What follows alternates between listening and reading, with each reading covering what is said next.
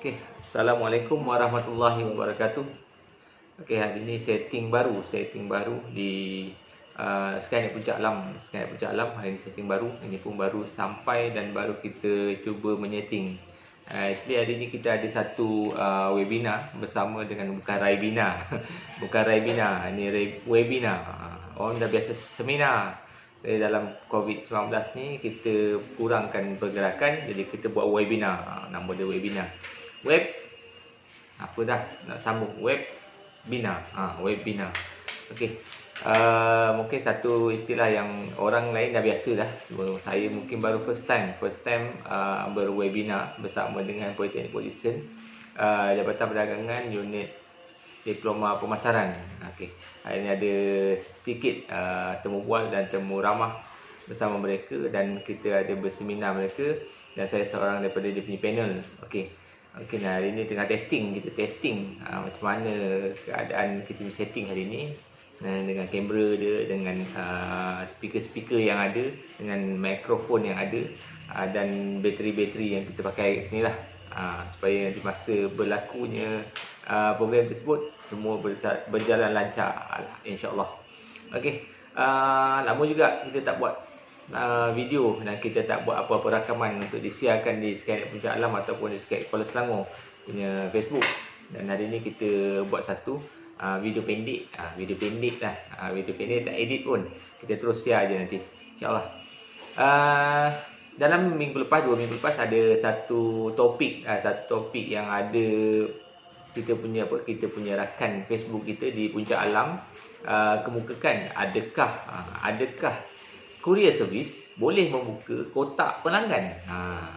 Itu dia punya persoalan dia. Persoalan masa tu diajukan kepada rakan courier kita yang lagi satu, yang tut.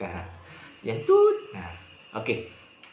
Sebenarnya dalam courier ada beberapa terma, yang membolehkan courier untuk membuka kotak-kotak pelanggan apabila disyaki mengandungi bahan-bahan terlarang yang disalah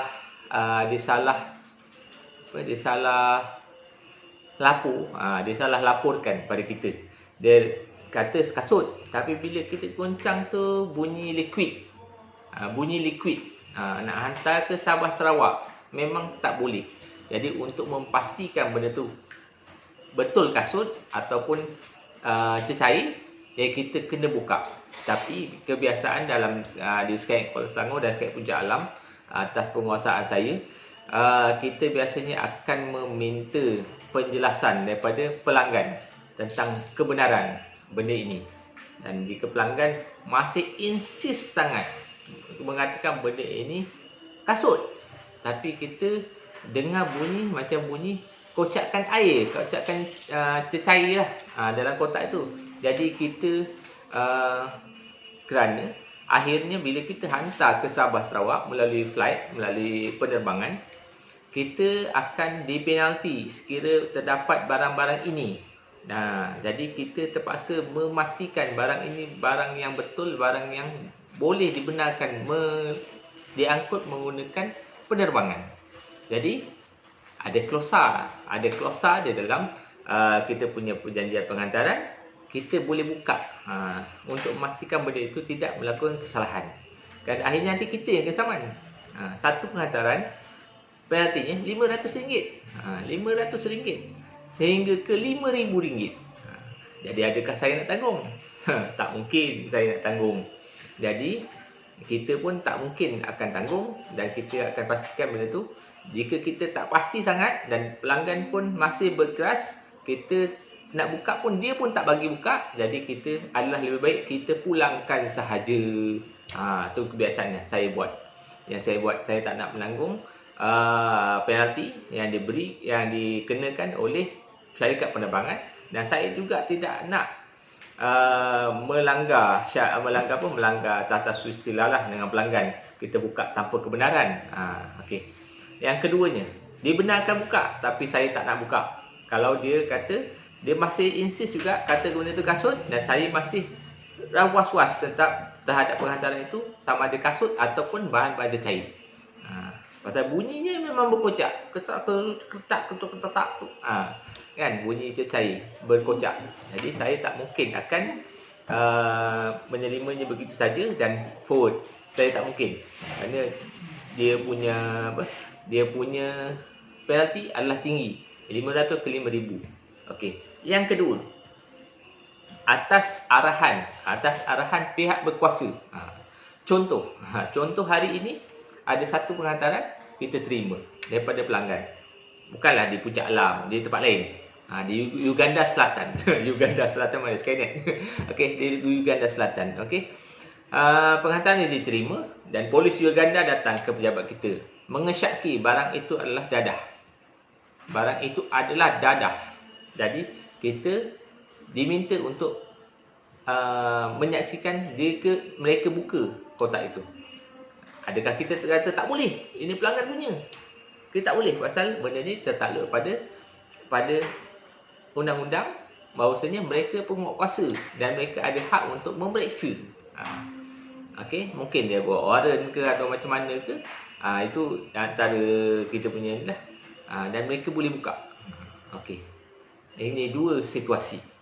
Tapi tentang satu barang yang tak dibenarkan, satu lagi barang terhadap peruntukan jenayah. Okey, dua benda ni. Selain daripada dua benda ni, kurier memang kena minta keizinan untuk buka. Tak boleh suka-suka. Tak boleh suka-suka buka. Suka-suka pastikan, suka-suka ni tak boleh. Okey, biasanya saya akan dua perkara ni. Pertama, yang tadi saya akan minta kebenaran. Yang kedua ni atas arahan daripada pihak berkuasa. Jadi kita kena buat. Kalau tak, kami pun tak boleh berniaga. Pasal kita tertakluk pada undang-undang. Tiada siapa yang mengatasi undang-undang. Termasuklah penghantar barangan. Okey, jadi itulah kita punya perkongsian pada hari ini tentang barang yang apa yang kami boleh buka. Okey, itulah.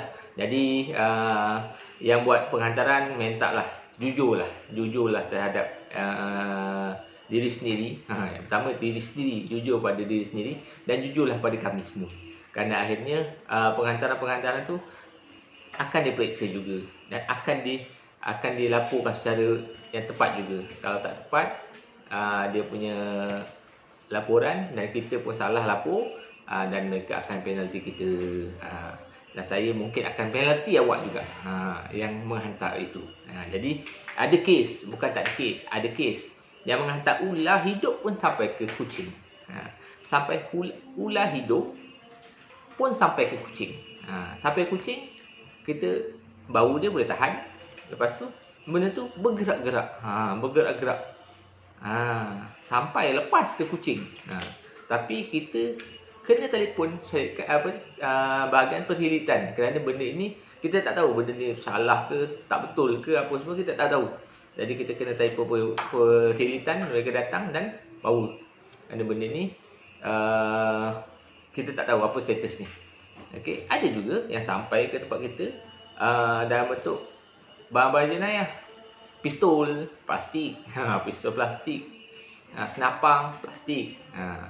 Benda tu pun tak boleh ship bawah kurier. Kerana benda tu kita tak tahu betul ke tak betul ke, apa ke, plastik ke tak plastik tu kita tak tahu. Bila scan tengok senapang dan terus, dan kita ada satu dua situasi kita di embargo. Embargo tu maknanya bila kita buat penghantaran semua fully checking. Jadi benda itu akan menyebabkan kami punya barang akan lewat sampai apa semua dan merugikan syarikat sendiri. Jadi kami akan terpaksa jaga dan terpaksa untuk membuat perkara-perkara yang sepatutnya. Okey, jadi saya rasa explanation saya hari ini memberi satu penerangan pada tuan-tuan dan puan-puan yang buat penghantaran. Hari-hari buat penghantaran, tak kira dengan Skynet ke, dengan syarikat TUT ke, syarikat TIT ke, syarikat TOT ke. Okay. Jadi mana-mana syarikat pun undang-undangnya lebih sama, dan undang-undang ini kenalah kami ikut dan kami pastikan semua penghantaran adalah penghantaran yang betul, pengantaran yang tidak melanggar undang-undang.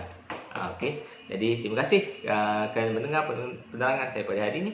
Jadi kita jumpa lagi pada sesi ilmu kurir hari ini pada yang akan datang. Video-video yang akan datang. Okey. Terima kasih. Assalamualaikum warahmatullahi wabarakatuh.